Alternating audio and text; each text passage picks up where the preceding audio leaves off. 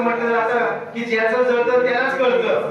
अशा प्रतिक्रिया आमच्या ताईंनी या ठिकाणी व्यक्त केल्या. जर्मनच्या विद्यमान चेअरमन आमचे परममित्र आदरणीय बाबाशेठ खांदेशी यांचे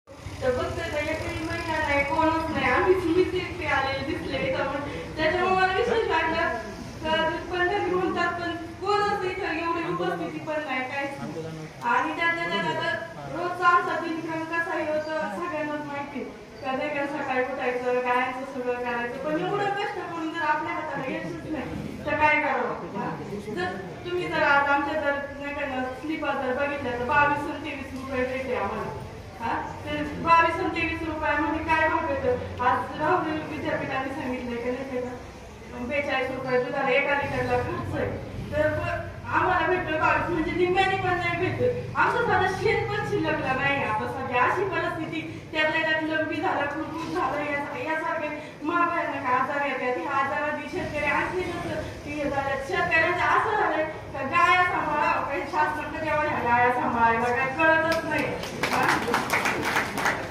त्यामुळे आम्हाला एक वेळ ना 40 रुपये हमी भाव करून द्या. आम्हाला तुमचं अनुदान नको काहीच नाही.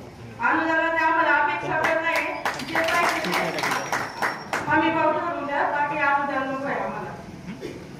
त्यांना माहिती कष्ट किती करायला लागत रोज. आता जर बायकांच्या हात जर बघितले ना कशी काढून बघितलं नाही तर कापलेले असते सगळे स्वयंपाका सगळ्याला बाकी करता येत नाही. वजे काढून माहिती का ते शाळेचे नेते वजे काढले.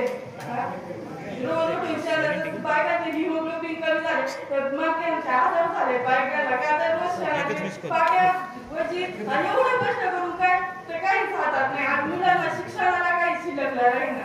आणि एवढं काय 1.5 लाखाच्या गायांच्या किमती आज जर विकायचं म्हणलं तर 30,000 मागायच्या गाया.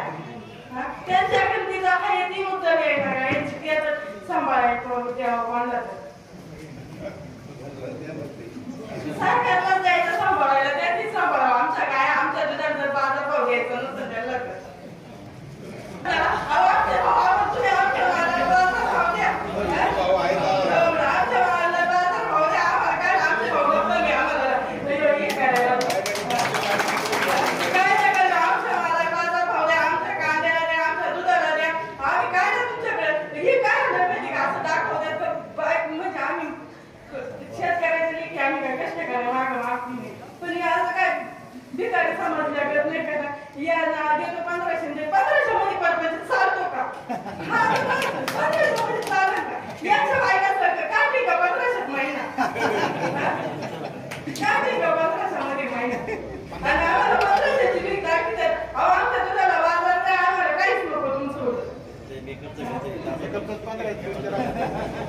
तुमचं नाव सांगा.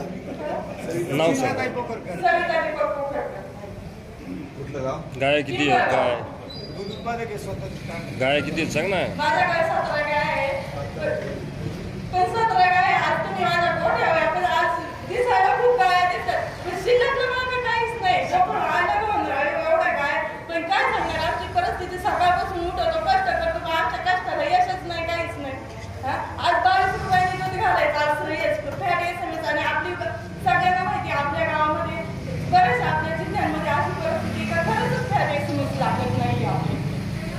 हा प्रॉब्लेम काय आता हवामानाचं याचं त्याचं आहे बा. आता बाकी काय काय ठिकाणी खरंच लागतात आपण म्हणत नाही याला हे पण मग असं का नाही. तुम्ही जर आम्हाला 22 रुपयांनी देतात ना मग ते आमचं 22 वेगळ्या खंडात होता 31 वाल्याचं वेगळ्या याच्यात होता समोरच्याला पण जाऊ द्या का मग कशाला मिक्सिंग करतात. सगळं एकत्र होतं मग आमच्या समोरच आहे ना हे सगळं. फक्त मग शेतकऱ्यांची सगळे कुणी करायची का. धन्यवाद.